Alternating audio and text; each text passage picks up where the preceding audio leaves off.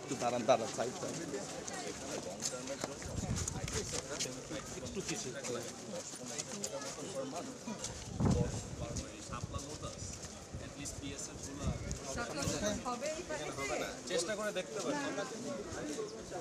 স্থানীয় জনগণকে যদি আমরা সম্পৃক্ত না করি তাহলে এটা কখনোই টেকসই হবে না।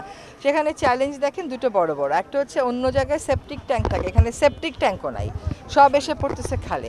আমাদের এই স্বল্পকালীন সময়ে এই সরকারের পক্ষে এত কিছু তো করে যাওয়া সম্ভব হবে না, কিন্তু অন্তত বাসাবাড়ির যে গৃহস্থালী বর্জ্য এটা যেন আমরা ঠিক মতন কালেক্ট করতে পারি। কারণ আমি যেটা শুনলাম যে তারা অভিযোগ করে যে এখানে ময়লা ট্রাকও ময়লা নিতে আসে না। তো সেটা নিশ্চয়ই আমাদের প্রশাসক মহোদয় নিশ্চিত করবেন যে ময়লাগুলো ঠিক মতন কালেক্ট করা হচ্ছে।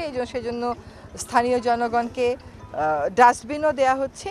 তো আশা করি অন্যান্য বারের চাইতে এবার একটু ভিন্ন হবে, কিন্তু সম্পূর্ণ ভিন্ন হবে এ কথা তো বলতে পারবো না, কারণ সিওয়েজ কানেকশনটা তো ঠিক করে আসতে হবে। আর এই প্রশ্নটার আমি একটা উত্তর দিই, এর আগেও হয়েছে, কিছু লাভ হয়নি, তাহলে কি থেমে থাকবো? তার তো সুযোগ নাই। এটা তো কাজগুলো বারবার করতে হবে এবং আমাদেরকে ইনভলভ থাকতে হবে। আগে যখন এসেছি তখন বেলায় ছিলাম, এখন এসেছি ভিন্ন ক্যাপাসিটিতে। তো কথাটা হচ্ছে যে আমাদেরকে রামচন্দ্রপুর খাল যদি আমরা না বাঁচাই, এটা কিন্তু এটা একটা প্রতীকী আবেদন আছে। রামচন্দ্রপুর খাল, সুভাদ্রা খাল, তো এই দুটোরই আমরা কাজ শুরু করেছি। জনগণকেও কিন্তু সচেতন হতে হবে।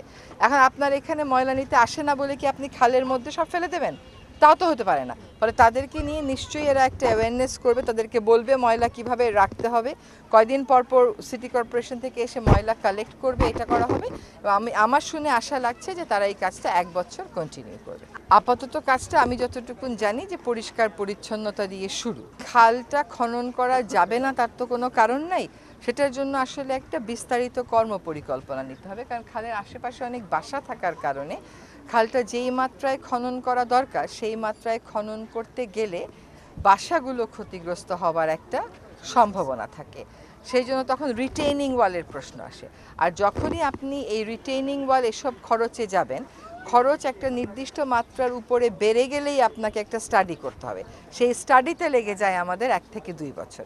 ফলে আমরা এটা দিয়ে শুরু করি, কিন্তু রামচন্দ্রপুর খালকে যদি পুরোপুরিভাবে বাঁচাতে হয়, খনন, পারবাধাই, সৌন্দর্যবর্ধন, বর্জ্য ব্যবস্থাপনা, পয়ঃবর্জ্য ব্যবস্থাপনা, এই সবগুলো কম্প্রিহেন্সিভ করে একটা প্ল্যান নিতে হবে।